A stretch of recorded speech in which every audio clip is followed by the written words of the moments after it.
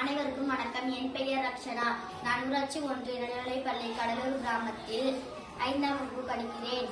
இன்று மார்ச் 8 சர்வதேச மகளிர் தினம். அதை பற்றி சில வார்த்தைகள் கூறப்போகிறேன். சர்வதேச மகளிர் தினம் ஒவ்வொரு ஆண்டும் மார்ச் 8ஆம் தேதி கொண்டாடப்படுகிறது. இது பெண்களின் சமூக, பொருளாதார, கலாச்சாரம் மற்றும் அரசியல் சாதனைகளை கொண்டாடும் ஒரு முக்கிய நாளாகும். அமெரிக்காவில் தொழிற்புரட்சி நகர் நியூயார்க்கில் இங்கு நெசவு தொழிலில் பெண்கள் பெருமளவு ஈடுபட்டனர். மிக குறைவான ஊதியத்தை பெற்றனர். அதுவும் இழிவான செயலுக்கு பின்னர் தான் ஊதியம் பெற முடியும். 1908 நியூயார்க் நகரில் பெண்கள் அதிக ஊதியம், குறைந்த வேலை நேரம் மற்றும் வாக்களிக்கும் உரிமைக்காக போராடினார்கள்.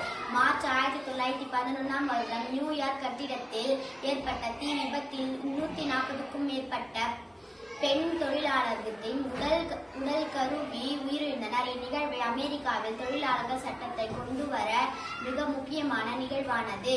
1911ஆம் முதல் முறையாக ஜெர்மனி, ஆஸ்திரியா, டென்மார்க், சுவிட்சர்லாந்து போன்ற நாடுகளில் மகளிர் தினம் கொண்டாடப்படுகிறது. 1977 ஐநா அதிகாரப்பூர்வமாக மார்ச் 8ஐ சர்வதேச மகளிர் தினமாக அங்கீகரித்தது.